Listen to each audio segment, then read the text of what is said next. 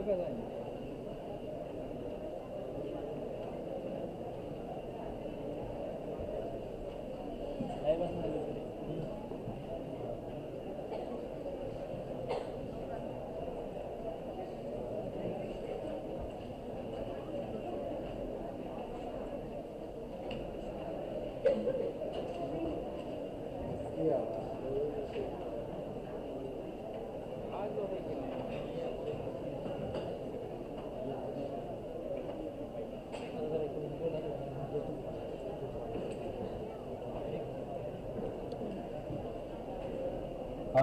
halo, halo.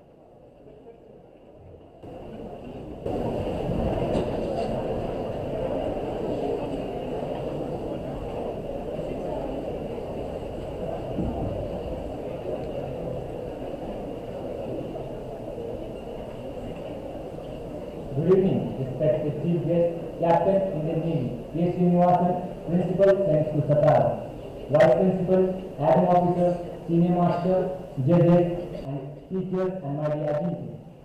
A warm welcome to you all in this August gathering. To most awaited inter-house declamation competition for the seniors grade.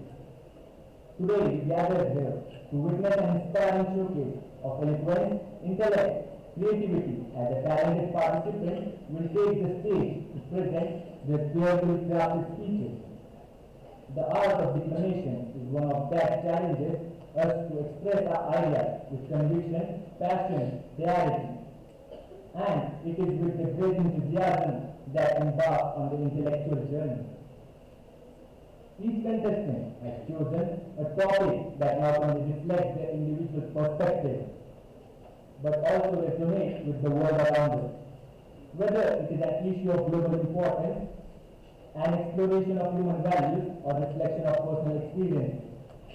Today's declamation competition will surely ignite thought, provoking discussion, and foster deeper understanding of the things at hand. Let us support and encourage our speakers as they bring their world into life, reminding us of power of language to inspire change and inspire action. May there even be an opportunity for growth and mutual respect, as we celebrate the courage that takes to speak out and share one's idea with the audience. Each senior household is represented by 3 speakers, making a total of 12 participants. Each participant will have 5 minutes to deliver their speech. At the end of 4th minute, a bell will be ring as a signal that the participant has to end the speech in 5 minutes. The timekeeper of today's event is Cadet Super Pratap. We are honored to have Ms. M.S. Kadam, Mr. SAINIK and Ms. S.S. Kadam as our esteemed judges. Now, without further ado, let me introduce the first speaker. The first speaker is Cadet Kaivalya Oda from Tilaka. He says, AI in healthcare is rapidly evolving with the potential to transform every aspect of industry, from improving diagnostics to accelerating new discoveries. To speak more, I invite Cadet Kaivalya to the podium. Cadet Kaivalya, please.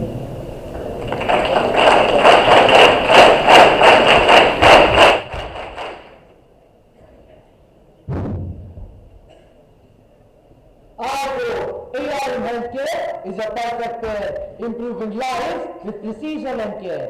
Health and tech is a harmonious blend, with AI is the key to a healthier trend. I am Co. A very auspicious evening to one and all present here. Respected President, Honorable Principal Sir, Vice Principal Ma'am, Administrative Officer, the esteemed panel of judges, the respected teachers, the revered members of staff, and all my dear rising guests present in this hour's gathering.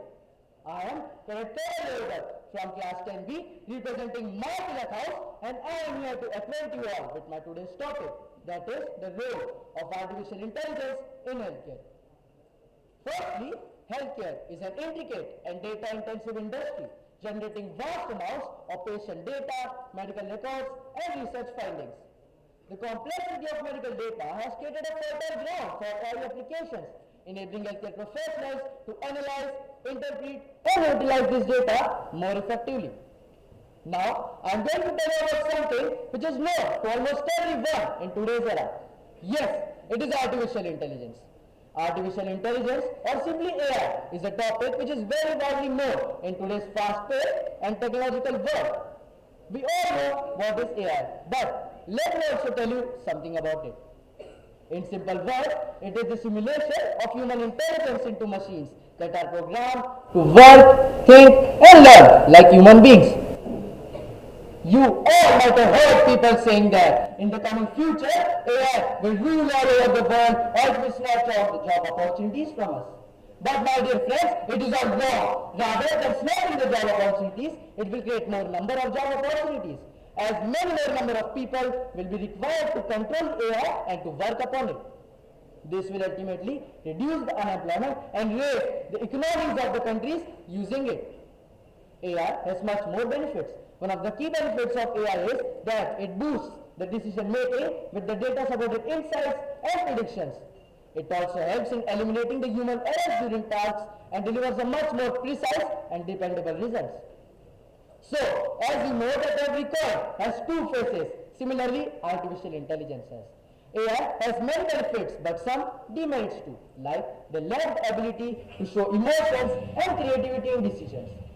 The lack of creativity here refers to that they cannot solve problems in an overly artistic way with a new solution. The integration of artificial intelligence in healthcare has revolutionized the medical landscape, transforming the way healthcare professionals diagnose, treat, and manage the patient care. Artificial intelligence is transforming the healthcare industry in numerous ways by improving patient outcomes and by reducing costs. Like, it is also helping a lot in simulating the molecular interactions, accelerating the discoveries of new drugs and treatments. Nowadays, personalized medicines, virtual nursing assistants, robotics, and automations are also being used by many different countries. So, as we know that AI has a major role in all of these new technologies which are emerging in today's era. It is rightly said by someone that AI is not going to replace the doctors, but it will replace those who don't use it. I quote, the future is not about man versus machine, it is about man with machine, I unquote. The future of artificial intelligence in healthcare is both promising and transformative, with the potential to transform virtually every aspect of the industry. Like, it also helps in improving patient outcomes and the operational efficiency worldwide. By considering all these points, I conclude that the role of artificial intelligence in healthcare is rapidly evolving, with the potential to transform virtually every aspect of the industry. Therefore, from improving diagnostics to personalizing medicines, AI is poised to revolutionize the healthcare industry. That is all I have with me. Thank you. Jai Hind.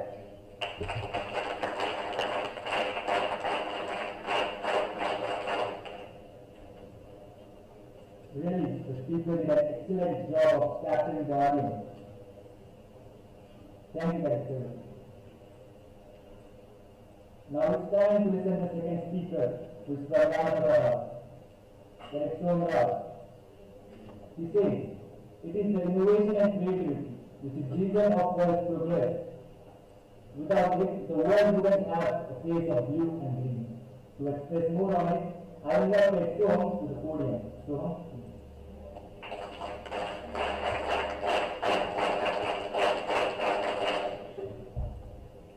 An inspired mind is a universe of possibilities. Through creativity, we can transform dreams into the fabric of reality. A very cheerful evening to all present here. Respected President, Honorable Principal, Vice Principal, Adam Officer, Senior Master, the jury, the faculty, and all other Jenkins present here. I, K. Soham, from Maharana Pratap House, stand here to express my views on the topic innovation and creativity, fueling progress and change. Had innovation slept, creativity stayed. The world would linger, progress delayed.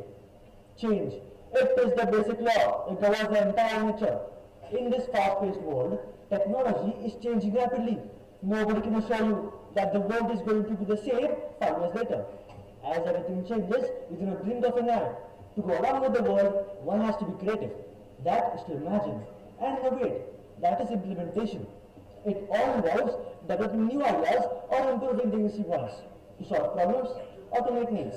For instance, advancements in medical technology have led to more effective treatments and a better patient care. It is only possible through the focus on human capital development, scaling up things to rise productivity and wages. A higher rate of public and private investments generate quality employment. Companies create new markets and opportunities, driving economic growth and create jobs. Startups often push boundaries and create something extraordinary. The concept of Jugaad in India is a prime example, where frugal yet effective solutions are created in response to the new challenges. You all know, and you have not heard, that the wings of innovation carry whispers of change, urging us to venture beyond the horizon of imagination, where a new world awaits. Let me take you all to a journey to ancient India, where the epic Mahabharata offers profound insights of the timeless spirit of innovation and creativity. Lord Krishna, one of the most enigmatic and interesting dialects of our Mahabharata. His life and exploits kept us revolted, both as children and as adults. Drawing parallel to it to the other periods of history, the quest for innovation remains a constant. From the ancient Greeks to the Romans, from the Renaissance, from the Enlightenment, from the Industrial Revolution to the modern times. As Albert Einstein once said, creativity is intelligence having fun. This quote encapsulates the true essence of innovation, a blend of knowledge, curiosity, and imagination. It is truly said that creativity is said to be the sole province of God, and human creativity is just an expression of God's work. You all might know that a few of our clerics went to Delhi for a science exhibition representing our school at the national level, showcasing the creative spirit and the advancements at the modern level. So, as we stand here at the brink of a new era, the importance of these concepts cannot be overstated. They are the driving forces behind progress and change, transforming industries, communities, and lives. Innovation is not just a buzzword. It is the catalyst for change. It is a spark that ignites new ideas and solutions for the problems we face, from technology that connects us across vast distances to the practices that protect our planet. It propels us forward, pushing the boundaries of what is possible. Here, and to conclude, I would like to add that creativity is inventing, experimenting, growing, taking risks, breaking rules, making mistakes, and of course, having fun. So to you it means draw the art you want to see, play the music you want to hear, make the products you want to use, write the book you want to read, and do the work how you want to see it is done. Here, as we celebrate this legacy, let us continue to nurture the creative spirit as propel us forward. Innovation knows no bounds, and with each new idea, we have the power to change the world. Thank you, and Jai Hind.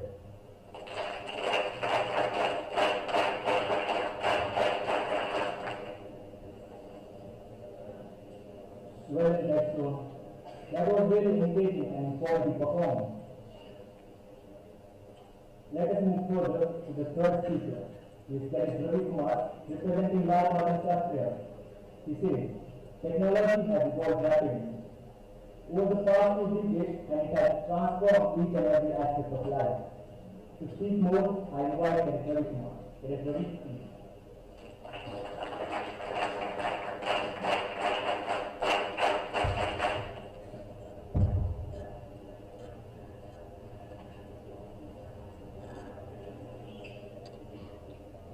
I quote, as we advance technologically, we risk becoming the prisoners of our own creations, forgetting that the more powerful tool, the greater the responsibility. I quote.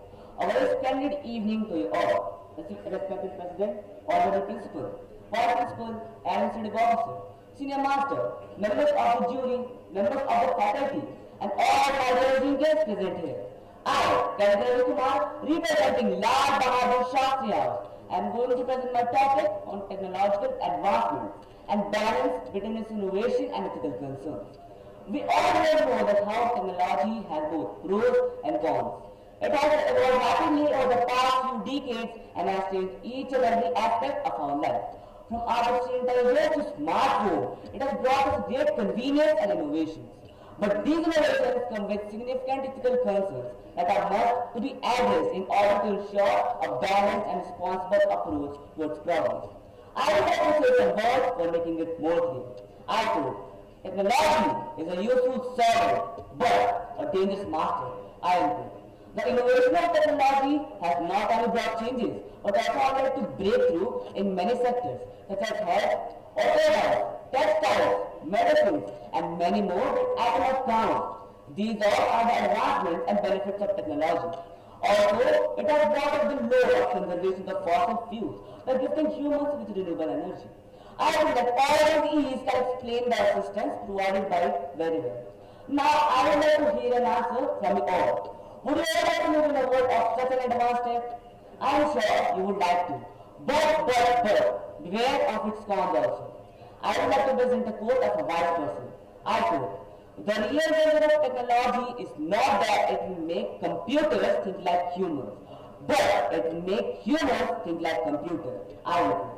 This can be better explained by giving the example of the newly formed AI voice engine by the company OpenAI, which has multiple benefits, but at the same time arises numerous concerns and issues.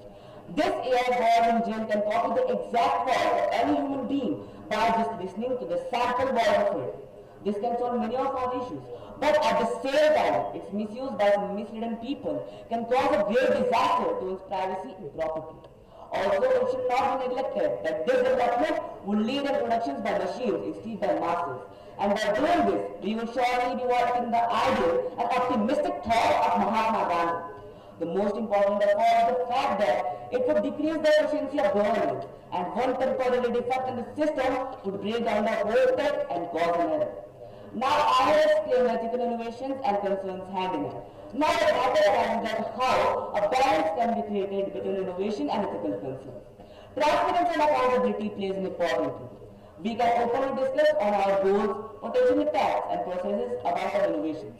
This can build the trust of our nations. As mentioned earlier, accountability to hold individuals responsible for any technical or property disaster would ensure that the ethical concerns are never silenced.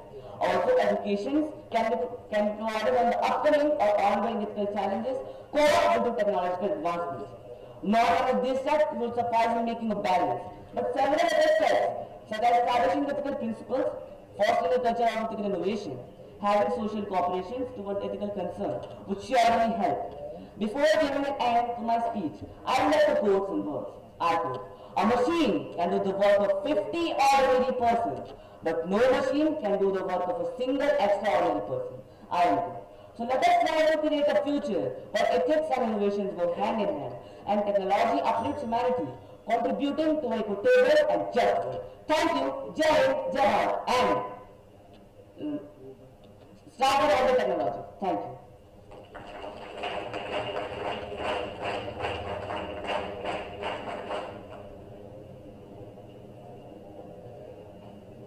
Excellent speech, Ravi. You communicated your idea well.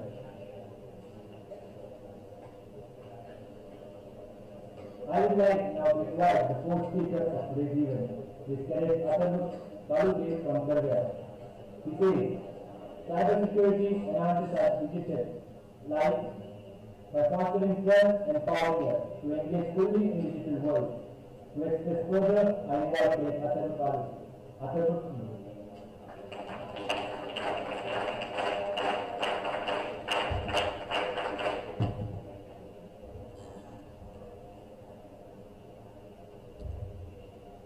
To protect our digital lives, we must be sharp and aware. Cybersecurity's shield will guide us with care. Stay ahead in this world.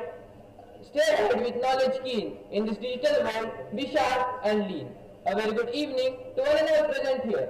Respected President, Honorable Principal Sir, Vice Principal Ma'am, Administrative Officer, Senior Master, esteemed members of the jury, learned members of the faculty, and all my dear regents present in this august hall. I, Cadet Atharva Nilesh Taluke, representing the legendary Sparta Kingdom, and with some sharp spears of words, I am going to acquaint you all with my topic, that is, cybersecurity protecting our digital lives. Cybersecurity, digital lives and protecting them. What does this all mean? And now, that's for what I am standing here. Starting with cybersecurity. These are the ways, technologies and practices which would protect us from the unauthorized access, attacks and damages to our digital lives. It covers a wide range that includes application security, operational security, network security and many more. Now speaking about the digital lives, these are the ways in which we engage with the network and technology in our daily lives. It involves various social media apps such as Instagram, Facebook, Snapchat, along with the streaming services such as Netflix, Spotify, and many more. You would be thinking why there is need to protect the digital lives. Are there any threats to it? Well, we don't know about any threats to it.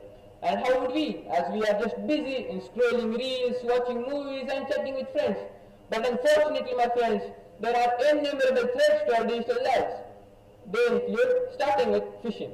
It is a fraud attempt to access our information by disguising an unknown entity. The next is a malware. Malware is a device which harms or exploits our network. The next is a ransomware, which is a subtype of malware in which our data is locked or encrypted and we are asked for ransom for its release. The next is DOS attacks. That means decline of service attacks, which overwhelms the system to make the services unavailable for the user. Cybersecurity organizations have played a crucial role in making and building the cyber infrastructure by spreading the awareness among the common people and giving them free courses and guides to know more about the cybersecurity. These are the small changes which done by these organizations play a crucial role in achieving the broader goal of securing cyberspaces for everyone. Now talking about the emerging trends of cybersecurity, I would like to quote some lines.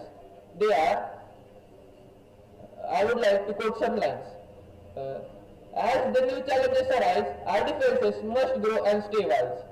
Now, some of the emerging trends are artificial intelligence, zero trust infrastructure, blockchain technologies, and many more. Speaking about AI, that is artificial intelligence, which can be used by the both attackers as well as defenders.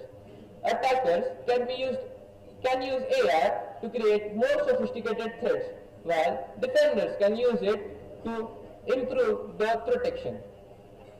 Now, I would like to tell the importance of cybersecurity. Cybersecurity enhances our digital lives by protecting it, by fostering the trust and empowering us to be fully engaged in digital lives. In essence, protecting our digital lives is an ongoing effort that requires vigilance, education, and adaptation to the emergency threats. At last, while concluding my topic, I would like to quote some lines. I quote, "A click to quit, a link to bribe can lead your data into fright. So be alarmed by these threats and keep your data safe." That's all I have with me. Thank you and have a nice day ahead.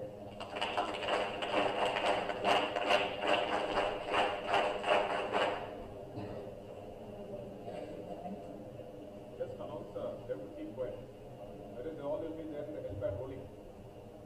Please maintain the silence. Thank you, Arthur. It's now time for me to invite fifth speaker to the podium. Please select Abhishek Sinde, representing Rajababa. He says, space exploration is discovery and exploration of celestial body and outer space. This can be done further by developing and improving space technology. To speak more on it, I invite Abhishek to the podium. Let Abhishek, please.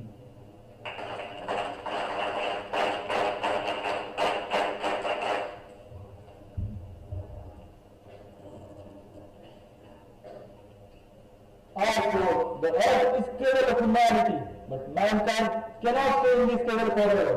Unquote. A very auspicious evening to you all present here. Respected President, Honorable Vice Minister, respected President, Principal, Vice Principal, Administrative Officer, Senior Master, members of jury, members of faculty, and all my dear Ajinkans present in this august gathering. Today, I, President Abhishek Sinde, on behalf of the great Surveer Mahana Papa, stand here to brief you about space exploration future and benefit. Starting with, what is space exploration? Space exploration is the discovery and exploration of celestial body in outer space. This can be done by developing and improving space technology.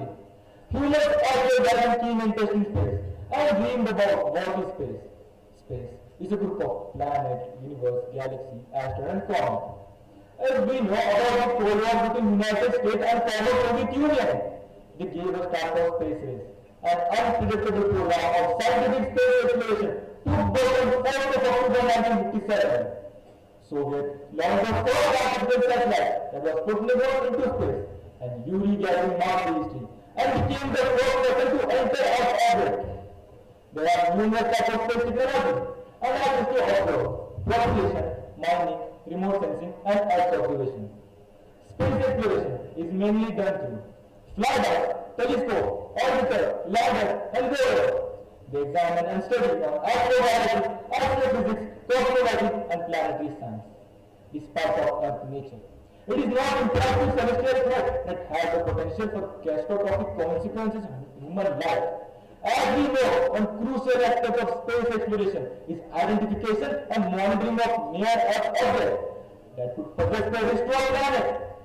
Developing the capability to detect, track, and potentially mitigate the impact of any work plays a crucial role in defense strategy. As you all must be aware of the Space Shuttle Challenger disaster, there was the explosion of US Space Shuttle shortly after its launch from Florida on 28 Jan 1986, resulting in the death of all 7 crew members. Our space is a canvas, exploration is our brush. With each stroke, we paint a future rich with knowledge, unity, and extraordinary possibilities. I unquote. Companies like SpaceX are deciding to send manned robots to asteroid belt in the search of precious resource. Also, NASA Artemis Mission 2 is going to launch in 2026, making a pivotal step in humanity's journey back to Mars, focusing back to Mars and preparing for a sustainable lunar exploration. On this moment, European agencies will also launch a mission set back to 2028. They will deploy a rover on Mars in search of evidence of life. Together, these missions underscore humanity, quest for possibility and knowledge. So, ladies and gentlemen, since we have discussed enough about foreign space agencies, let's talk how India plays a crucial role in space exploration. Over a short span of time, India emerged a prominent global. Over past 2 decades, the world has been aware of Indian space agencies through the successful missions such as Chandrayaan, Mangalyaan, Gaganyaan, and many more. Notably, the recent moon land of Chandrayaan 2 on August 2023 marked a significant achievement, making India the only country to land an unexplored south pole of moon. Indian Space Research Organization demonstrated the commitment to space innovation and technology. These rapid advancements cement India as a significantly contender in international space community.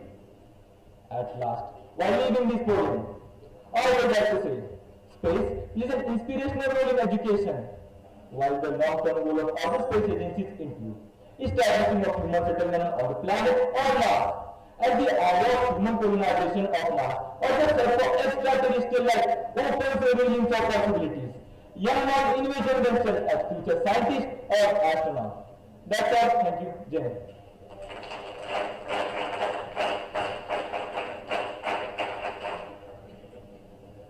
Well then, your views and explanation were thoughtful and insightful. Thank you very much, Abhishek.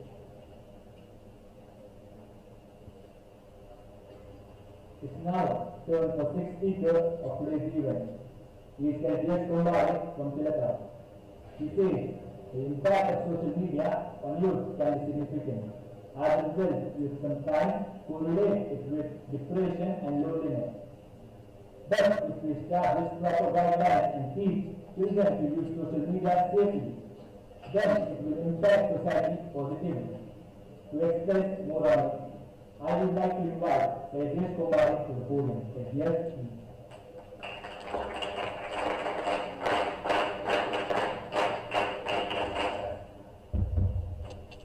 Social media bridges gap and opens door wide.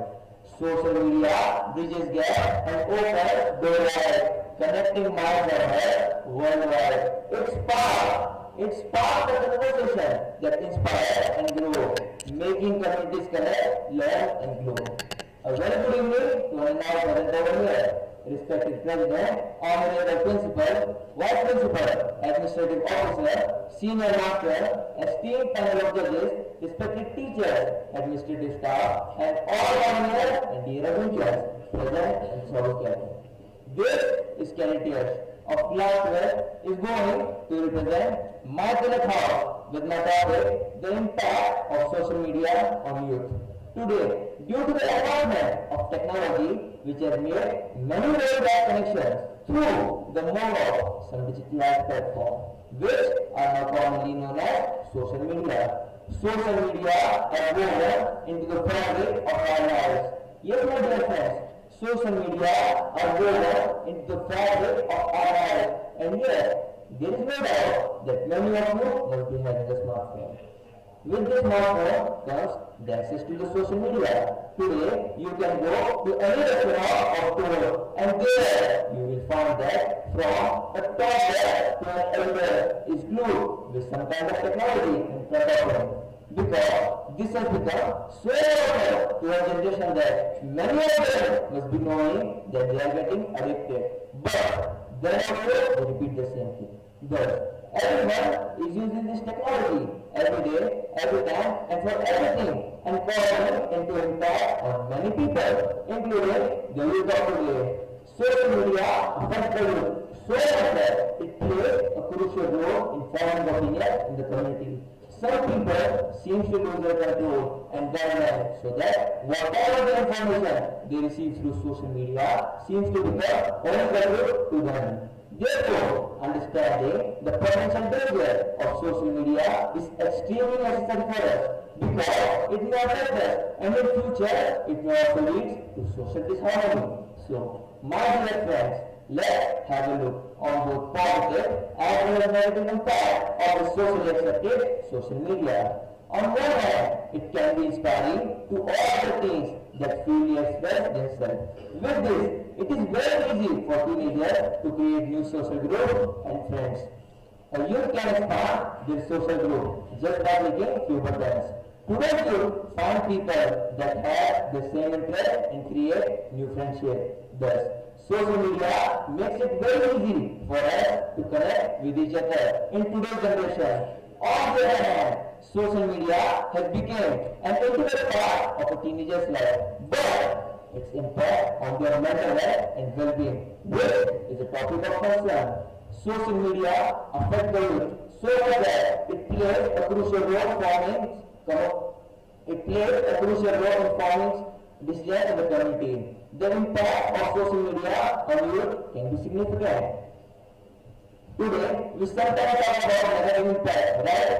It is only when we become more addicted to good devices, which makes no real relation with the outside world. Today, a youth can expand their social growth just by clicking few buttons. Thus, social media is used in the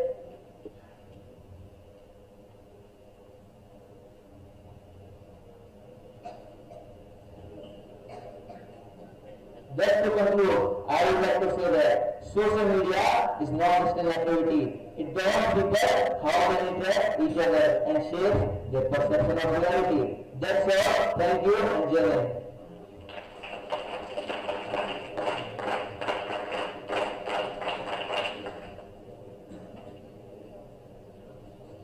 Well done. Your speech has made this event an informative session. Moving further to the seventh speaker is Cadet Manoj Kalse from Kerala.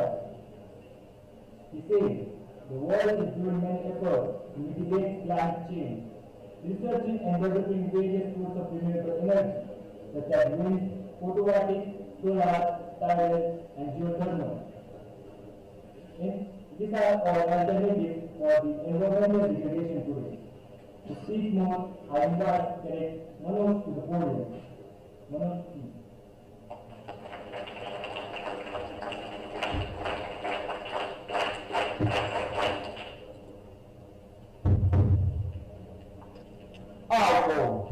A man doesn't need to be brilliant or genius. All he needs is energy. Our energy is in proportion to the resistance it needs. We attempt nothing great but from the sense of difficulties we have to encounter. We preserve nothing great but from the sense of strength we have to live. A very good evening to my now present here.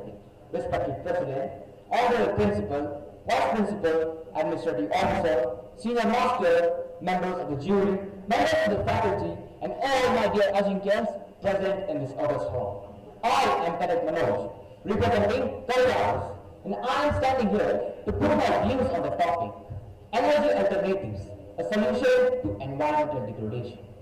I would like to start by addressing the pressing issue that threatens the very fabric of our planet, that is, environmental damage. The alarming rate of climate change, pollution, and depletion of natural resources has reached a critical juncture, and it is imperative that we take immediate action to reverse the damage. We are at crossroads. We can continue down the path of destruction by perpetuating the status and risking the future of our planet, or we can choose the other route, one that prioritizes sustainability, innovation, and well-being of our planet.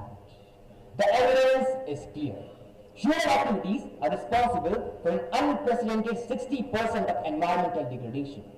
We should acknowledge this reality and take concrete steps to reduce our carbon footprints, transition to renewable energy sources, adopt sustainable practices.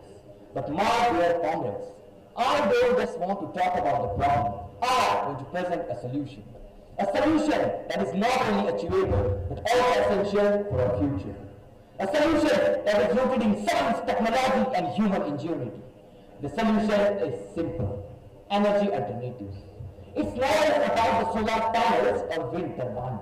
It's about a comprehensive shift away from the fossil fuel and toward a sustainable energy future. The world is doing many efforts to mitigate climate change, researching and developing various sources of renewable energy, such as solar, wind, tidal, geothermal, aerothermal, hydropower, etc. This will be overshadowed by the users from countries like China. By using massive amount of coal, we generate huge emission of carbon dioxide. This can lead to result in many developed countries resort to the use of coal to be competitive in this field. My dear friends, imagine a world where solar power generates electricity for over 50% of homes and businesses. Wind farms dot our landscapes, harnessing the power of wind to fuel our industries. Geothermal energy heats our homes and powers our transportation system. Hydrokinetic energy harnessed from oceans and rivers generate electricity for our cities. Bioenergy derived from agricultural waste and organic matter fuels our vehicles. This is not just a vision, it's a reality we can address. In fact, we have already made significant progress. In 2020, solar energy accounted for over 30% of new US electrical generation capacity. Wind power has reduced greenhouse gas emission by over 2.2 billion metric tons since 2005. Electric vehicles are becoming increasingly popular, with sales projected to reach 140 million by 2030. However, we must do more. We must accelerate this transition by investing in research and development to improve our energy storage technologies, implementing policies that support the growth of renewable energy sources, educating and training workers in the emerging fields such as renewable energy installation and maintenance. But I have to do. This will be overshadowed by the use of some countries but I know the change can be done. I know that some may say that this vision is too ambitious, too costly, or too complex. But I say to you, what is the cost of inaction? What is the cost of ignoring the science, ignoring the warnings, and ignoring the future? The cost of inaction will be catastrophic. Rising sea levels will displace millions, devastating communities and economies. Extreme weather events will disrupt global supply chains and attract foreign investment. In conclusion, I would like to say, I believe that together we can achieve this transition. We can create a world powered by clean energy, powered by science and powered by innovation through these energy alternatives. That's all. Thank you.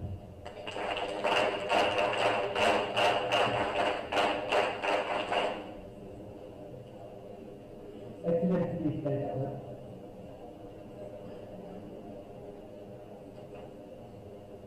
It is now the turn of 8 speakers.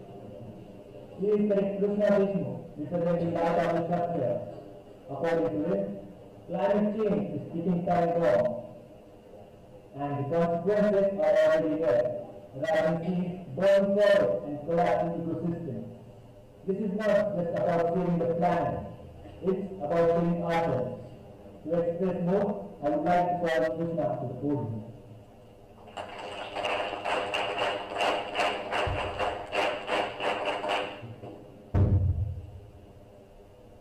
एवं सतत युक्ताय भक्तास्त्वं परिपासते चाप्यक्ष परमव्यक्तम तेषांके योग वित्तम. The celestial gods, nourished by selfless sacrifice, will bestow upon you the necessities of life. But the one who enjoys these gifts without offering anything in return is indeed a thief. The timeless wisdom from the Bhagavad Gita reminds us the sacred balance between humanity and nature, a balance that we are disrupted with greed and negligence. A very good evening to you all present over here. Respected President, Honorable Principal, Vice Principal, Administrative Officer, Senior Master, members of the jury, members of the faculty, and all my dear Ajinkyaans present in this august gathering.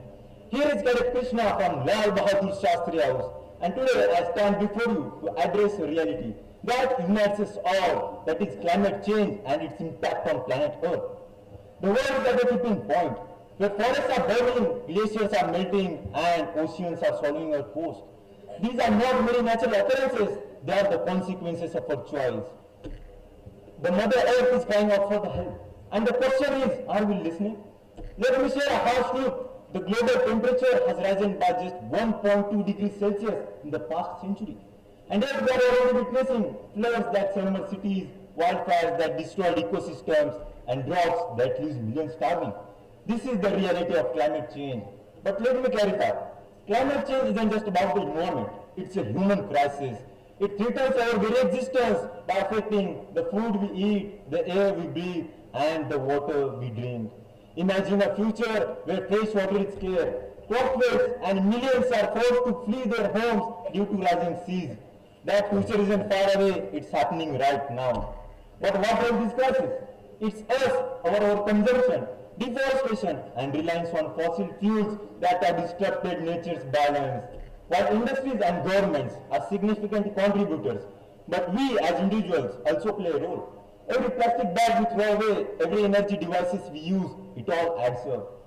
Yet amid the chaos, there is a hope. People across the globe are rising to the challenges.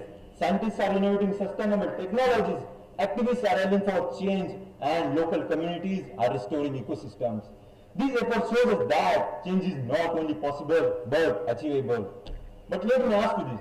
What is the cost of waiting? Every moment we delay action, more forests are destroyed, more species go extinct, and more families lose their homes.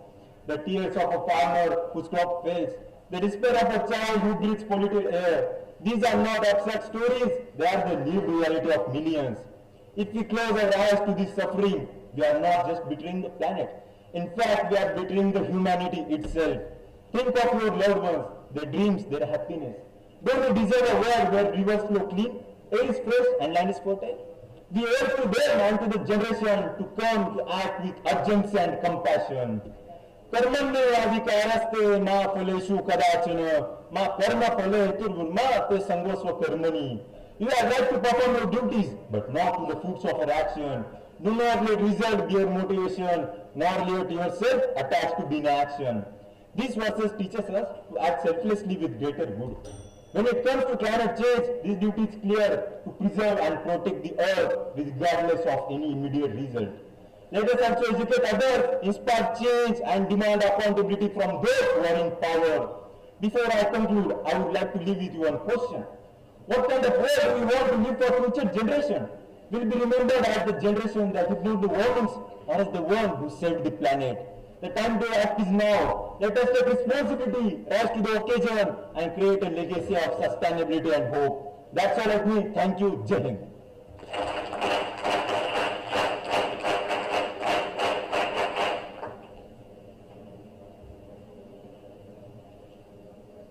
Well done.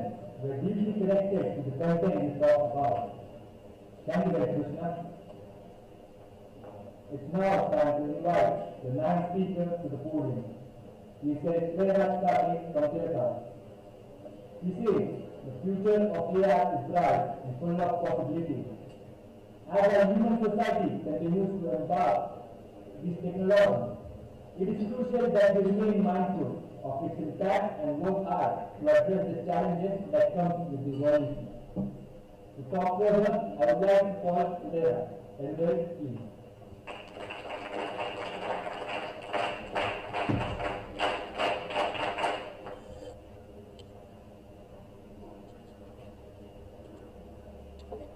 In the era of innovation, it has now become apparently obvious that our own creation has exceeded the humanity, and it will continue to do so.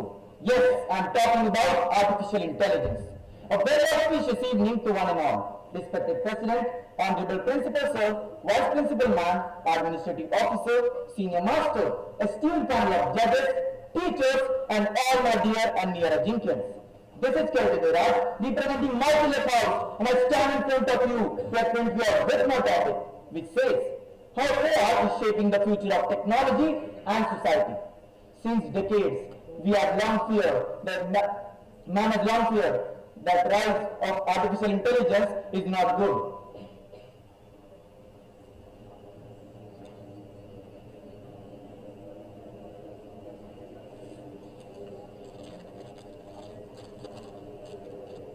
Since decades, man has long feared the rise of machines, his own creation becoming smarter and more intelligent than him.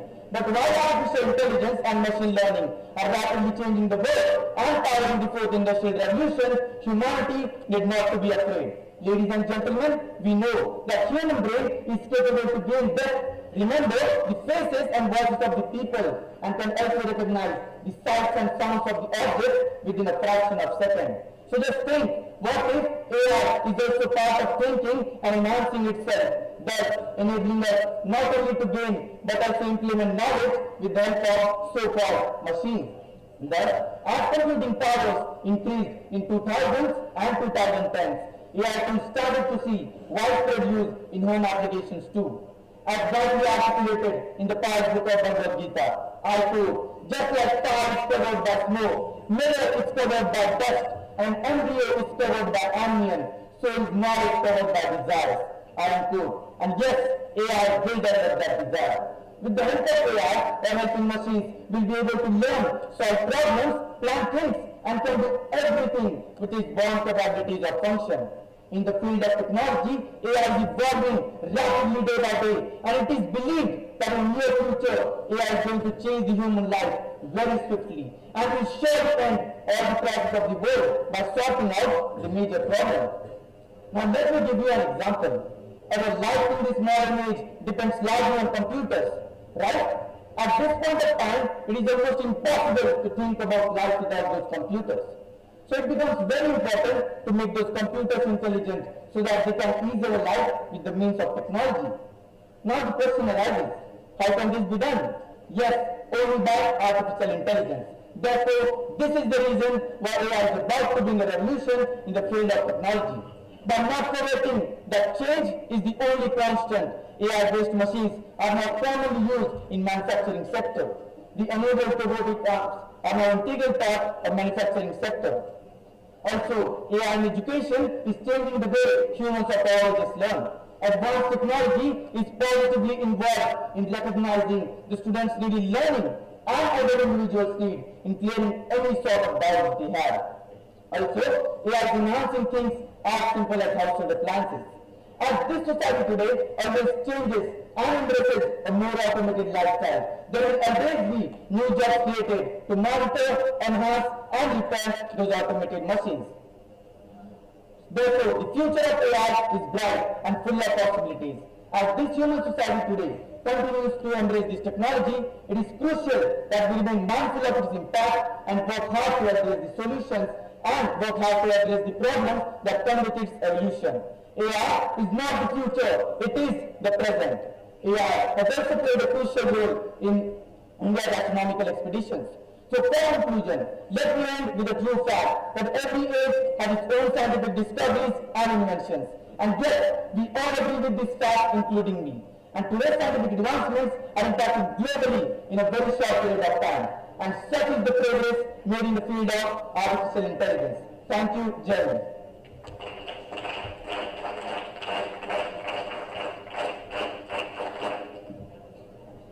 Brilliant. The poise and confidence was truly admirable.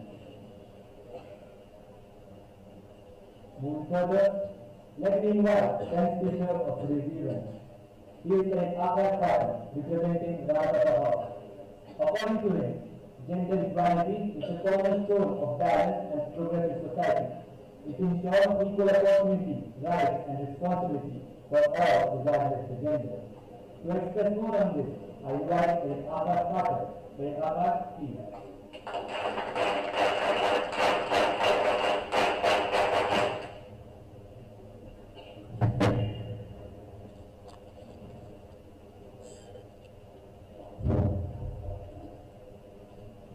Gender equality is more than a goal in itself. It is so a precondition for meeting the challenge of reducing poverty, promoting sustainable development, building good governance, Good evening to all present over here. Respected President, Honorable Principal, Vice Principal, Administrative Officer, Senior Master, esteemed judges, teachers, and all my dear Ajinkyans present in this guest hall. Today, I, Akash, from the great Shurveer Maharana Pratap House, stand before you all to represent my views on topic gender equality, striving for a balanced society. In today's world, gender equality is not just a right, it's an individual's responsibility to work upon it. Today, all the genders are maintained equally, but we can see that in various parts there is an inequality lies. In today's world, gender equality is like a boon. So it's our responsibility to work upon it. The journey towards gender equality involves tackling not only visible disparities but also ingrained stereotypes that limit our potential. Although some progress has been made, there is still much to be done. For instance, even today, women hold fewer than 25% of the parliament seats globally. This underrepresentation reflects a broader societal problem. Women have been seen as secondary when it comes to leadership. I hope when women are empowered, they immeasurably improve the life of everyone around them, their family, their community, and their country. I unquote. Take for example the remarkable progress made in countries like Rwanda, where women can make up more than 60% of the parliament seats. This is the highest in the world. This increase in female leadership has transformed the country's post-genocide. Women have been at the forefront of everything that has positively impacted everyone. Yet Vinaryastu pujanate ramante tatra devta, which means when women are honored, divinity blossoms there. The workplace is another realm where women can bring transformative change. Women in many sectors still paid less than their male counterparts for doing the same work. In fact, the gender pay gap is estimated to be 16%, with women earning 84% of every dollar earned by men. This is not just a statistic. It's a reflection of a society that exists in our society. For example, take two people equally qualified and skilled, but because one is a woman, she is paid less. How is this fair to? Closing the gender pay gap isn't it about fame. It's about creating a world where talent is valued equally, regardless of their gender. For example, in Iceland, strict laws mandate equal pay for equal work. And as a result, Iceland ranked first in the world for gender equality. So, as a conclusion, how to create a balanced society? It starts with recognizing the value of every individual. It's our responsibility to look after it. As now, our government has also taken various initiatives like Women's in Defense. Now we can see in our schools also, there are the various girls getting entries in our school. So friends, we can maintain the gender equality in all the spheres of life. While leaving this podium, I would like to quote some lines. Equality is not a favor, it's a right. Let's strive together, hand in hand, to create a society where gender no longer defines limit, but only possibility. That's all with me. Thank you and Jai Hind. Thank you.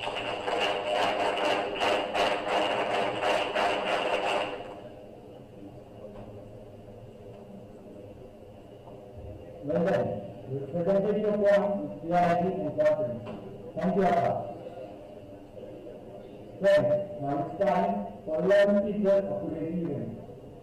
We can explore changes representing our Pakistan players. According to it, the technology is not just a tool, but a lifeline in disaster management. It allows us to anticipate disaster, respond swiftly, and rebuild stronger. To express more, let me invite Flo to the podium. Let's Flo, please.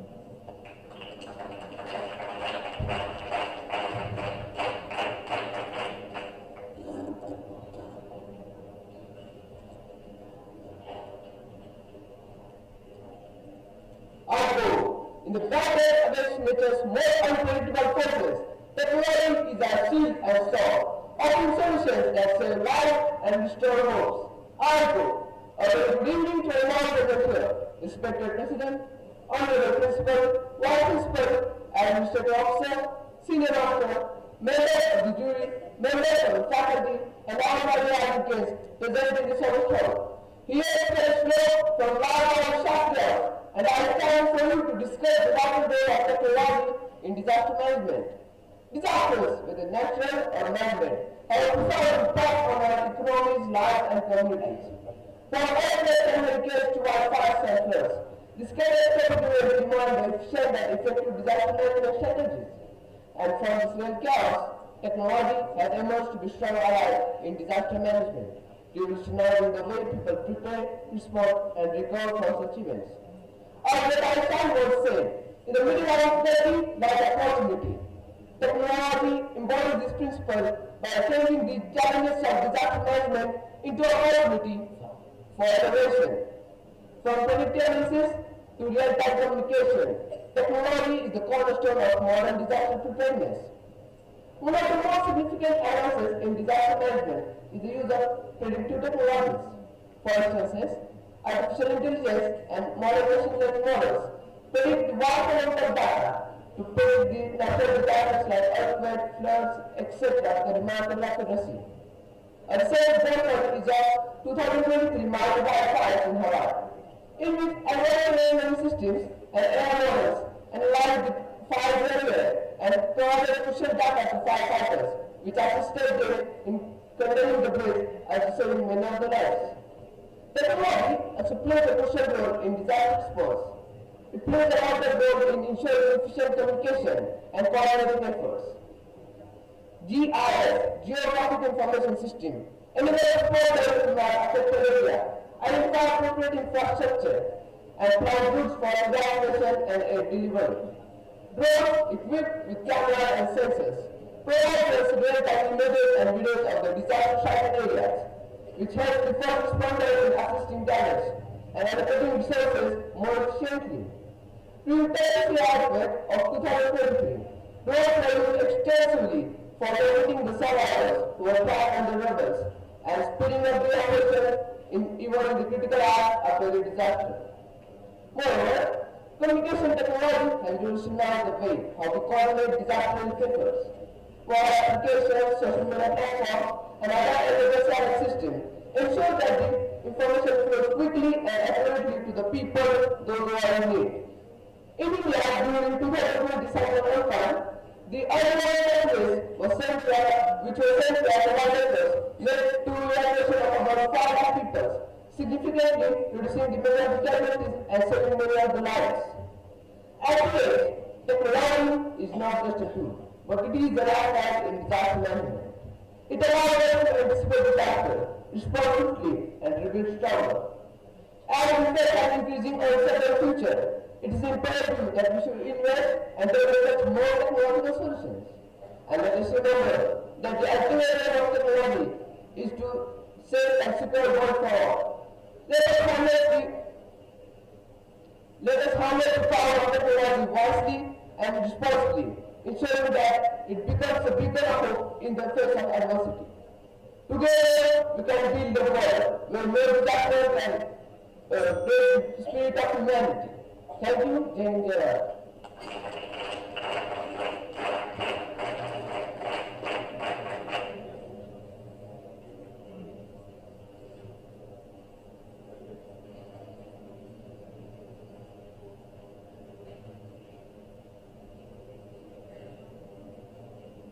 Impressive performance.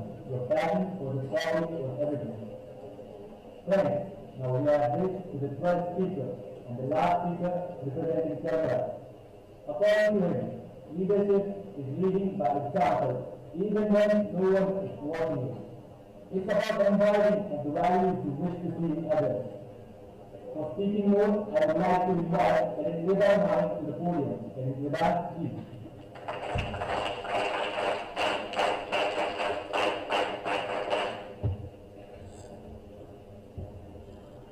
As someone has correctly said that leaders lead by example, not by the force. We don't need to all respected principal, vice principal ma'am, senior master, members of the jury, and the members of the faculty, and all my dear audience present in this august house. Today, here is Vedant Mane, and I am going to present my views on the topic Leaders inspire others through their examples and their actions.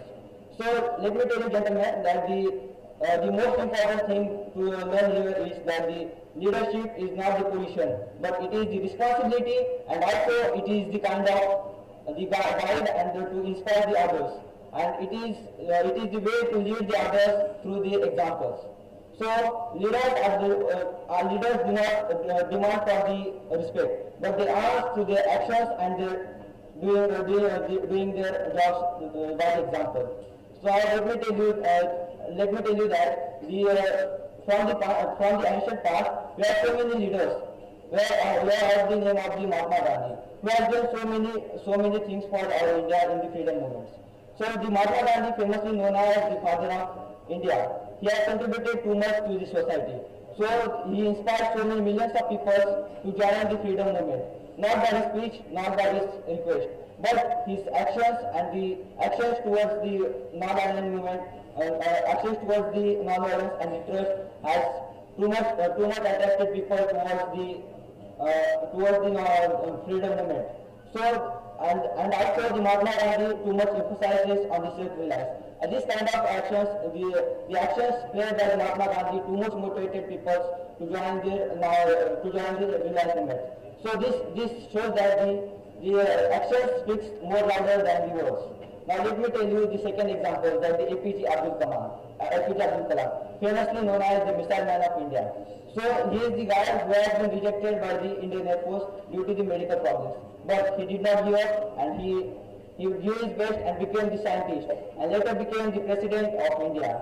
And he has contributed too much in the change in the education system, and also in the innovation ideas in the nuclear projects. So due to these actions, so many people still believe that still get inspired by the APJ Abdul Kalam and follow him. Now let me give another example of the Nelson Mandela. Nelson Mandela was famously known as the father of the South Africa. He has been spent 27 years in the prison. Then also the South Africa's main problem was they were facing the problems from the white people. Then also after spending 27 years in the jail, then also he fight against the white people and got the independence to the South Africa, and later became the president of the South Africa. So still many people follow him due to his actions and the actions he has taken in the South Africa. Now let me tell you that the Mahatma Gandhi, APJ Abdul Kalam and the Nelson Mandela are not only the leaders. There are many leaders. We are the leaders, and the everyday leadership is all about the everyday, and we are the leaders. The teachers who teaches to the children tirelessly, the parents who educate their children and sacrifice their own life for the children's education, and the team leader who inspires the team by his hard work. It's all about the leadership, and it's very much in their everyday life. So now let me tell you guys, during the challenging time, the leaders are the one who calm down, do not get panic, and their decision-making power motivates the others to get out of the reach. Then let me tell you that we have another example. During the pandemic, when the whole world was under the pressure, that time the healthcare center and the other doctors and other workers have too much contributed to the society, that they are united, their hard work and their persistent help has too much help us to get the united and become and to overcome the pandemic situation. That's all about me. Thank you and have a nice day.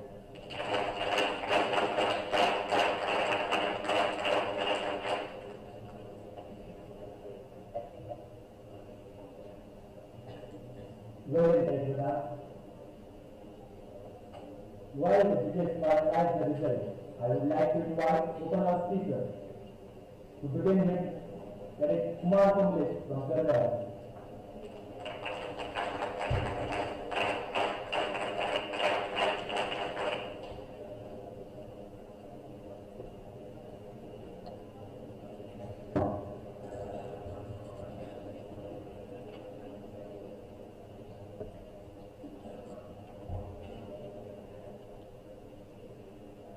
Good evening to one and all present here, respected President honorable principal, vice principal, administrative officer, senior master, members of the jury, members of the faculty, and all my dear Adinkers present in this august hall.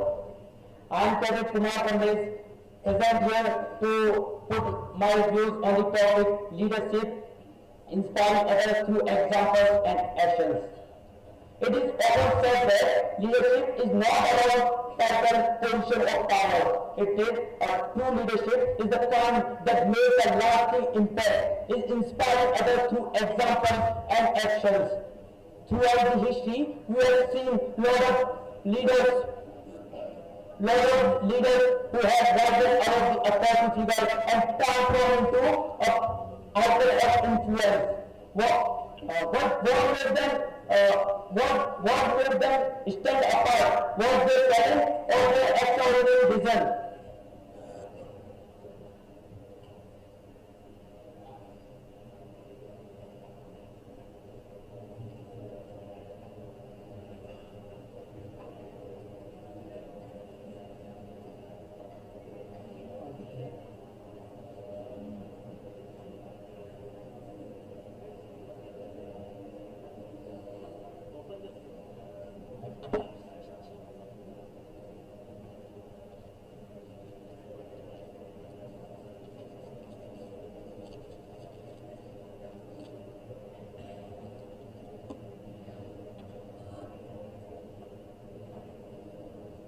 But these qualities are important. Their ability to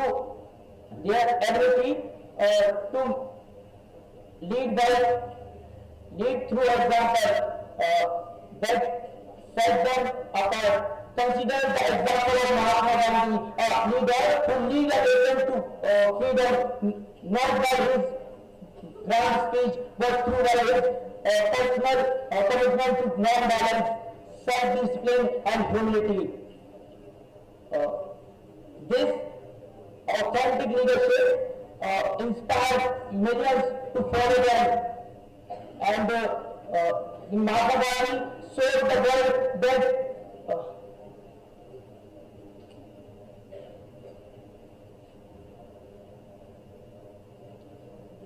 and there are similar examples. A great leader, Nelson Mandela, who spent 27 years in the prison, not just for the sake of protest alone, but for his testament to his unwavering commitment to justice and equality. His ability to forgive and recounsel others.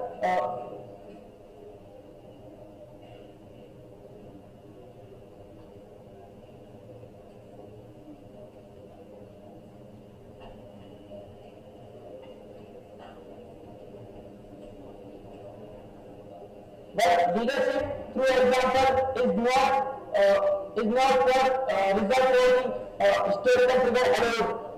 In our daily life, in our school, in our workplace, we encounter lots of leaders who inspire us not through what they say, but what they do. Take an example of our teacher who arrives early and leave late, not because it is required, but they are very truly careful about the success of students. And there is another example that think of a coach who lead not by shouting the instruction from a timeline, but by practicing with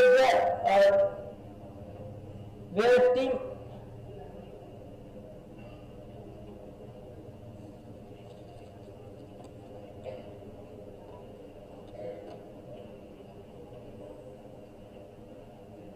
Leadership is about embodying the values you wish to see in others. That's all, thank you.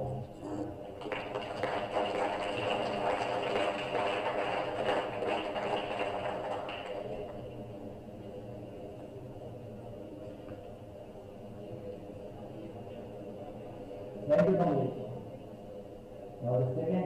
speaker is Ishan Mukle from Lara Software.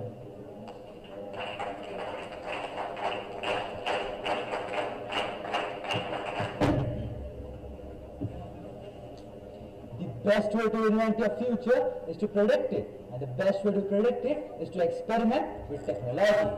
A very warm and pleasant evening to one and all present here. Respected President, Honorable Principal, Vice Principal, Administrative Officer, esteemed members of the jury, members of the faculty, and all my dear urgent guests present in this eminent gathering.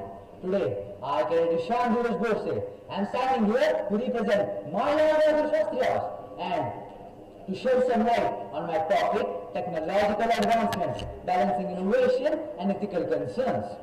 First of all, we need to know what technology and technological advancements actually mean. Technology is a branch of knowledge which deals with the creation and use of technical means and the interrelation with life, society and environment. Technological advancements are the advancements or ideas which are produced in the field of technology. And these ideas are increasing rapidly day by day. Technological advancements are a very important and useful part of our life. But as every coin has two sides, these innovations should not compromise with the ethics of common people. Ethical concerns, or in a simple language, we can say moral concerns of the people should not be hurt or damaged due to the innovations of technology. But now the question arises that what the ethical concerns actually are. They are nothing but the moral issues of the society, such as privacy and accountability. But the most heated topic these days is job displacement. Technology has the power to create jobs, but it will also take some while doing so. First, let's talk about job displacement. Technology can automate repetitive and routine tasks, potentially displacing jobs in sectors like manufacturing, customer service, and data entry. It can perform tasks like decision making and problem solving, affecting the jobs in sectors like finance. But it's also the other way around. Technology has the potential to create new industries and job opportunities in sectors like customer service and engineering, data science and analytics, cybersecurity, and digital marketing. If technology has the potential to create jobs in existing industries. According to the World Economic Forum report of 2020, 85 million jobs will be eliminated by technology. But the same technology will also create 97 million jobs. And these numbers are not a small joke. Now, I would like to tell you a small quote. It's not that we use technology, we actually live technology. Now, you all must be wondering that how should we use technology considering all these ethical concerns? Well, it's the main part of it, right? Balancing innovation and ethical concerns. Technology has the power to transform lives, but it's also important to use it responsibly. The technology which is being created should be accessible even to the remote areas of the region. And the biasness should not be there. Transparency should be maintained about what information is being collected and why is it collected. People should know that what they are going to do with the information. Privacy and accountability should be maintained, and we should make technology the part of our everyday life. Because the advance of technology is based on making it fit in so that you don't even really notice it and it becomes a part of your everyday life. Now before signing off, I would like to tell you a quote. The most important thing in technology is not the technology itself, but how it is being used. This quote tells us that technology is not just a tool, but it's a mindset. Because we are standing at the intersection of humanity and technology. So let's choose our innovation to elevate a shared human experience. Because the question isn't whether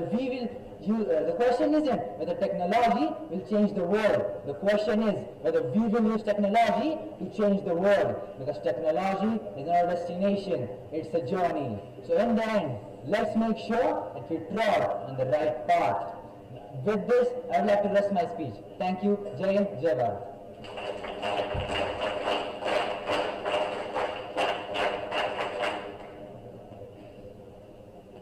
Thank you, Pratisha. Next, our speaker is Deepanshu from Korea.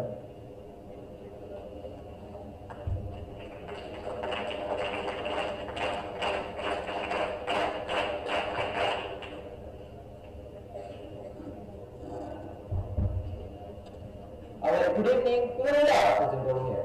Honorable President, respected Principal, Vice Principal, Administrative Officer, Senior Master, members of the jury, members of the faculty, and to all my dear kids present in this august gathering.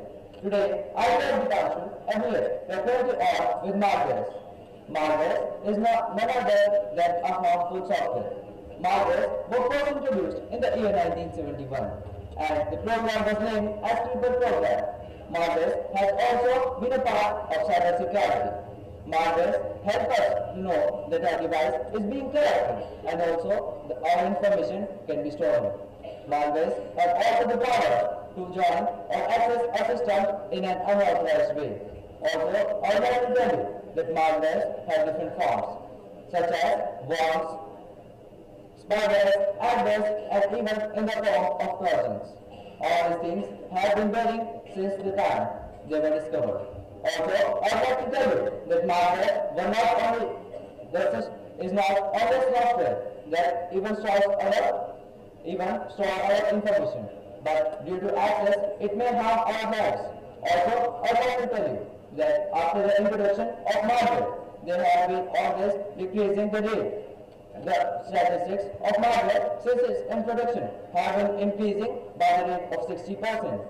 The highest rate till now is of the year 2020, when the rate increased also up to the level of 3.2 billion. And currently, 1 billion Marvelous programs have been released. Also, I would like to tell you that the cases of public Marvelous are of about 5,60,000. That is not a very small in number. Since Marvelous has been becoming a pressing issue in our day-to-day life, the government has taken actions through different programs and by taking different steps.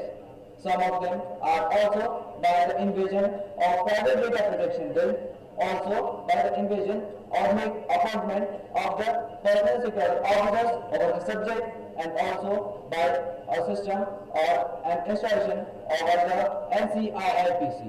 In conclusion, I would like to say that Marvelous is not only a software that harms, but due to its harm, it may affect our daily life, and our acknowledgement of the topic is very important, and hence we will be able to get rid of these problems. That's all that I have with me. Thank you.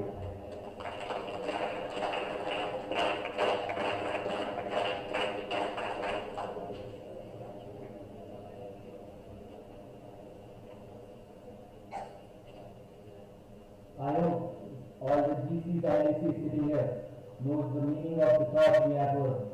Empty vessels make more noise. So, as I spoke in starting, it takes huge courage to speak up here and show you all of the glory.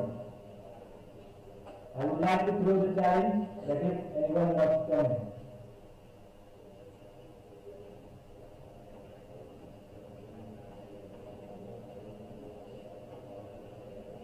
Yeah, it's as expected. Now let's move to the next speaker. It's Cadet Aditya Bhosle from Telangana.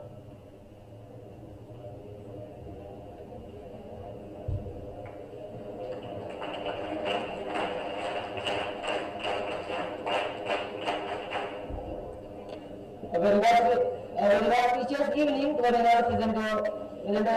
Respected President, Honorable Principal, Vice Principal, Administrative Officer, Senior Master, members of the jury, members of the faculty, and all my dear Ajinkya present in this hour hall. Today, I am Cadet Aditya representing my Hall, and I am going to tell you something about INSTC. The INSTC stands for International North-South Transport Corridor, which directly connects the India to the Central Asia, Russia, and the European countries.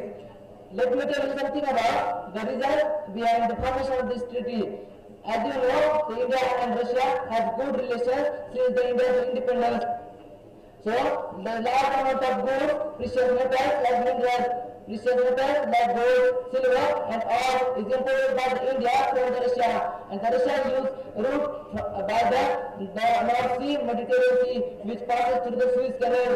As you know, the Suez Canal now is under the control of Egypt, and there is a total higher supremacy of USA.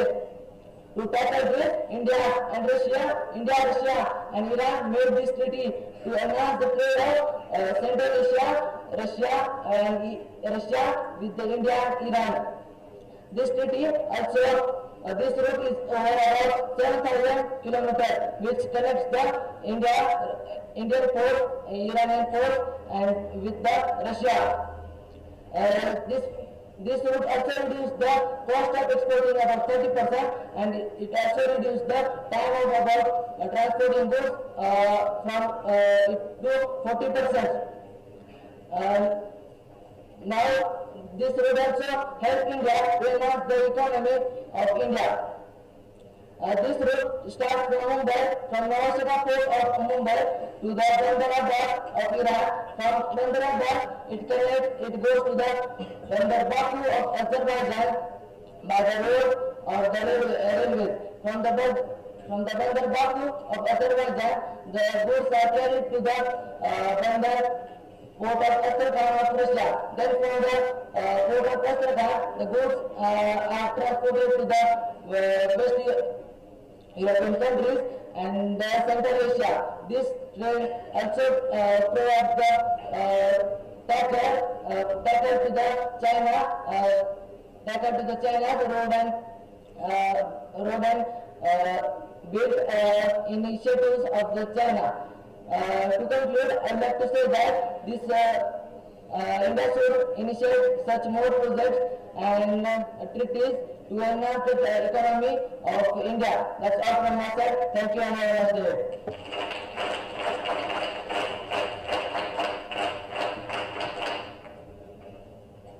Can any class level, one from class level, one from each class to speak for 1 minute? Anybody on any topic? Yeah, class 11. Any volunteer?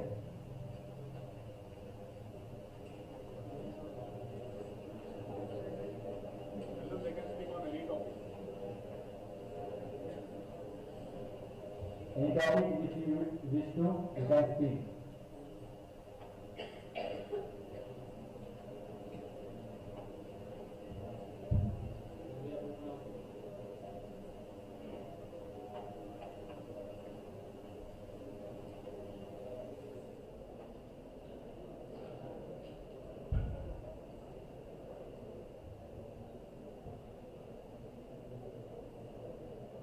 Anybody else from class 6 to class 10?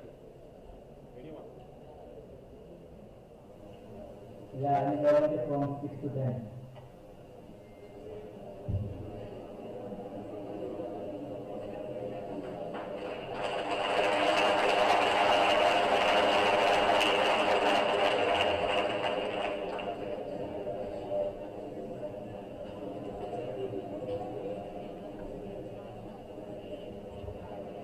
I quote, relentless willpower is the key to success. I unquote, a very cheerful good evening to one and all present here.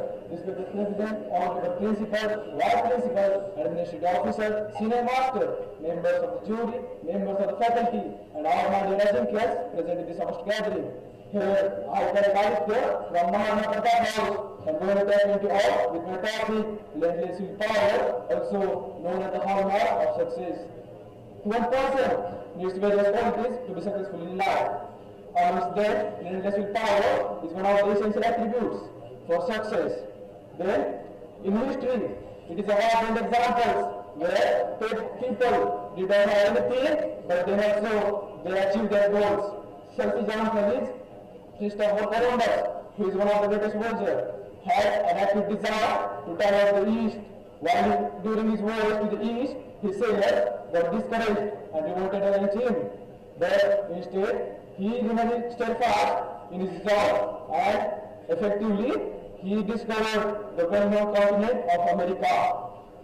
After that, another such example is Chhatrapati Shivaji Maharaj, who conquered the throne of war at the age of 16 when conditions were not in his favor. As from about examples, we get an idea that relentless willpower helps us to achieve our goals when the conditions are not in our favor. So, now question is that how to inculcate the habit of willpower. So, in our day-to-day life, we came across various problems and we, while completing any work, we quit. But we should not quit and we should complete our work within time. For this, let's take an example. We plan to meet somebody today, or we have to send some mail to anybody if it is late also.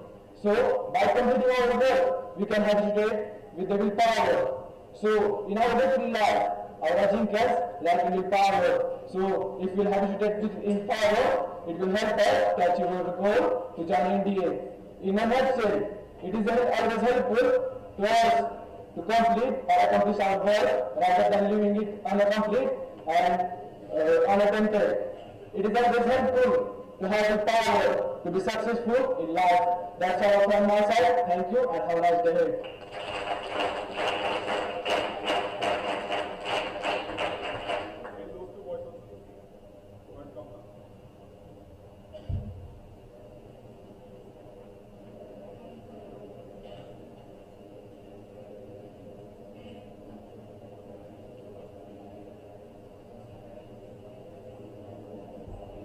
Good morning to all and all who are present here. Here is Cadet Aditya Diwali of Great Maharashtra House. Today I am going to brief you about my topic, Ukraine-Russia war and effect on Indian economy. Let us see about Ukraine and Russia. They both were the part of USSR, but in the late 19th century, they got split due to the interference of US. That time so many treaties were signed, and one of that when that time Ukraine had the atomic nuclear powers, and the treaty was signed that none of the US and Russia will attack on it, beyond that they have to give up their nuclear power. And none of the alliance of Russia and US should be joined by the Ukraine. But a few years ago, Ukraine tried to join the alliance of US, which is NATO, which was against the treaty and the Russian protection. So Russia started attacking on the Ukraine. This was the brief of the war and our effect on Indian economy, which gave a boost in Indian economy because none of the European countries are trading with Russia. Russia allowed us for low prices, and there is one disadvantage: there is a delay in the transportation of that objects and articles. But it doesn't matter for India because the prices are so low. Thank you and have a nice day.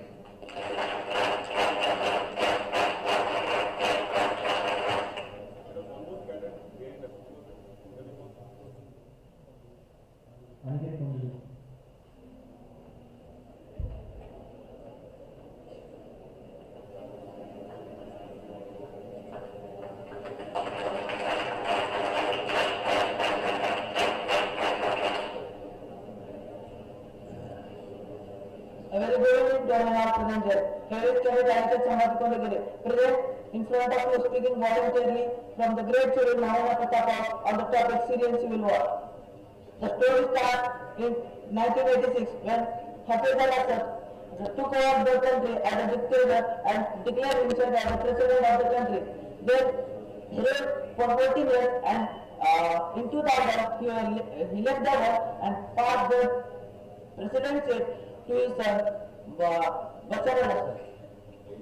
Bashar al-Assad was ruling the country in a very peaceful manner, but there were 4 causes that led him to the bad dictatorship.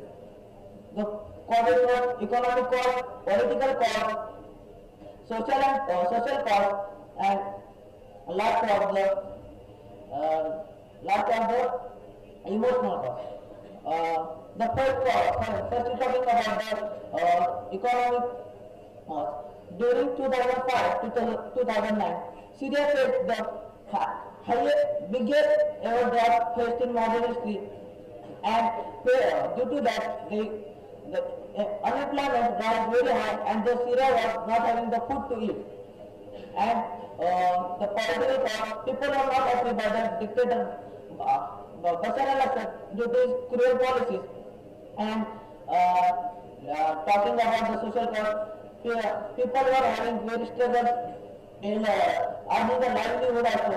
They were not able to eat a meal in the day also. Now talking about the immediate cause. immediate cause was when the revolt was going on in the Syria, but one 14-year-old boy named wrote something on the wall that changed the Syrian history forever. And he wrote that Doctor, it's your turn now. He was referring to Dr. Bashar al-Assad. Yes, Bashar al-Assad was also known as the doctor. So the army general, who was the relative of the Bashar al-Assad, got very angry and caught 21 children along with that boy also. He tortured them a lot, and then they were released because due to the protest of their parents. But their parents got very angry when they saw their children after releasing from the jails. They were tortured in so manner that they were not able to stand on their feet also. Their nails were taken off, their hairs were also taken off, and they were all marks of the beating from the police. Then the people started revolting in very aggressive manner. During this revolt, the police started lathi charge and open fire on the people. This gave birth to the Free Army of Syria. The Free Army of Syria was formed by the fighter pilot of the Syrian Air Force only. He first took over of 100 men, then from 200, and now he has increased up to the lakhs. Now the war was between the Syrian government and the Free Army of Syria. But the Syrian government was supported by the Russian government because Russia wanted to grow influence in the Middle East. But as the Russia entered the war, US also entered the war and started supplying ammunition to the Free Army of Syria. Now Jordan also supported Syrian government, and Iran also supported Syrian government due to the Shia-Sunni discrimination. Iran supported Syrian government, and many countries participated in the war. Now Syria was no more a country; it was a battlefield for all the countries to grow its influence in the Middle East. Now the situation became worse when in 2015 Bashar al-Assad used chemical weapons on the people. Yes, chemical weapons. This resulted in the 100 deaths of the people. It included women also. Then US said that they will enter the war. Firstly, they were only supplying the ammunition, but now they participated in the war. But after 2 years, they took away from the war. And the Russia and China supported Syria using their veto power in the UN Assembly. But finally in 2024, the Free Army of Syria took over the capital and forced the Bashar al-Assad to flee out from Syria to Russia. And the Syria is now better democracy than and the Syrian civil war came to end. That's it from my side. Thank you.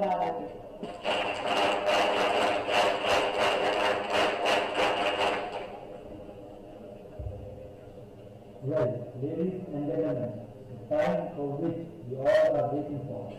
The result for today's interaction with declamation is ready. May I request Mr.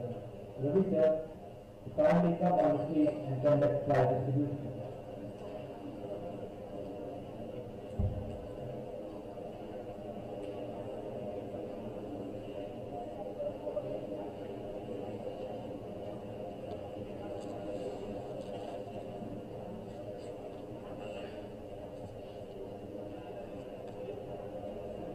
Good evening, honorable present here. The declamation is an artistic form of public speaking, and it's a joyful profession designed to express through the articulation and emphasize and gesture the full sense of the text being conveyed to the audience. Today we have witnessed the internal English declamation for the senior grade. Now it's time to declare the result. May I now request the today's chief guest for this today's event, Captain K. Srinivasan, Engineering Principal, SAINIK to SATARA, kindly come onto the stage and give away the prizes. Sir, please.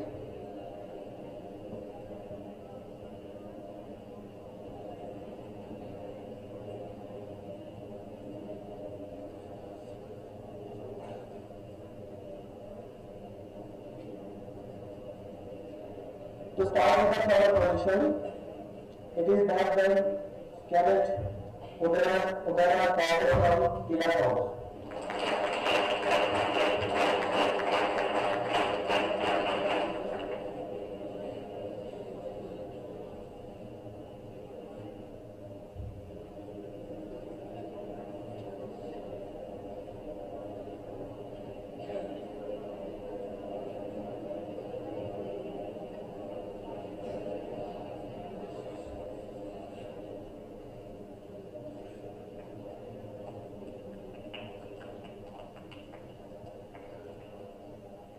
The second position is secured by Cadet Mono of the Army House.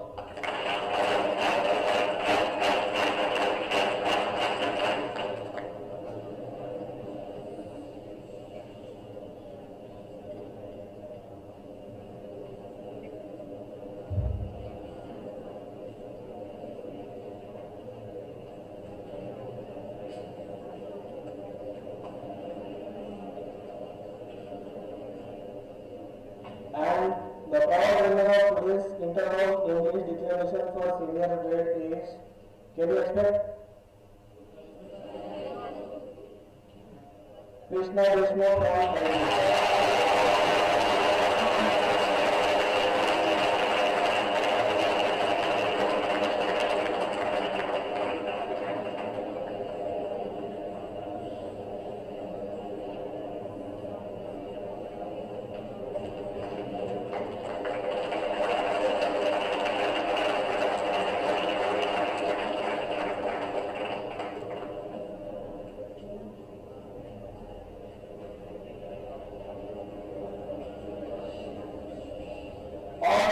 speakers also demonstrated well and will be honored with the certificates of participation.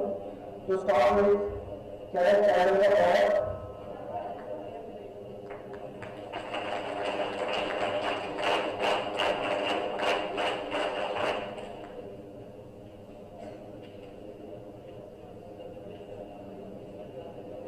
Cadet Rex Award.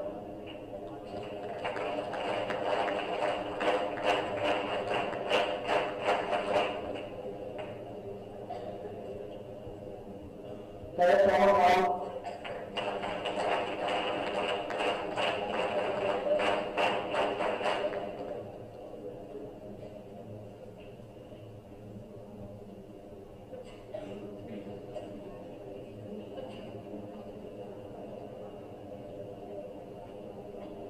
Cadet Abhishek Shinde.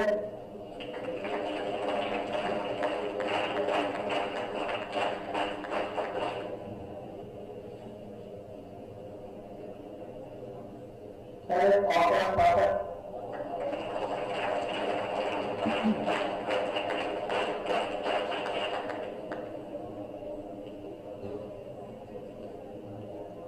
Cadet Vaishnav.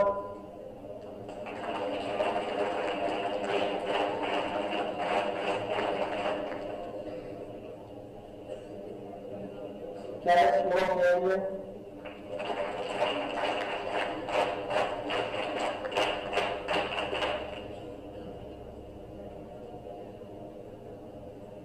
Cadet Atharva Palche.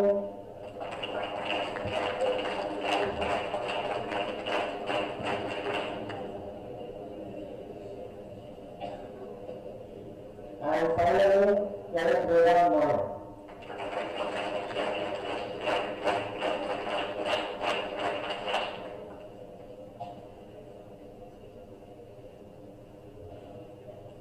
Now, certificates for the overall speakers. Cadet Kumar Kallesh from Tiger House.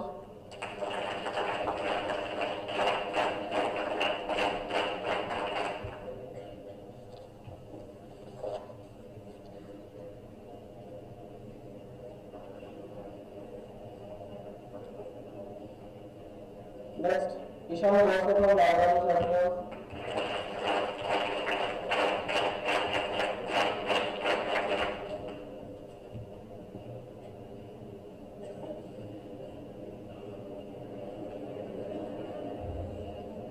Next, Deepanshu from Tiger House.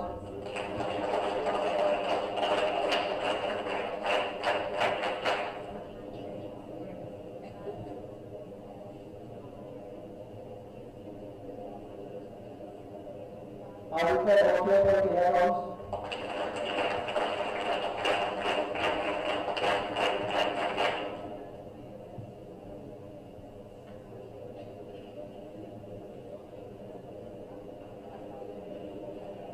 And Aditya Nagar.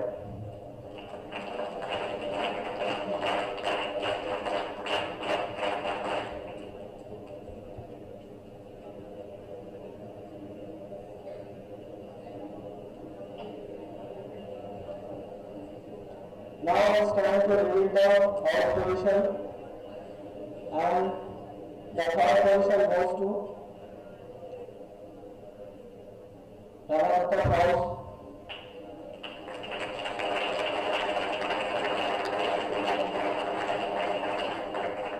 The second position goes to Twelfth house.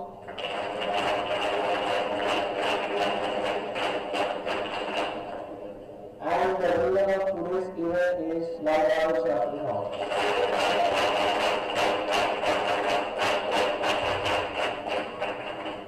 Now I call the house master, house captain, and house superintendents to come and receive the trophy.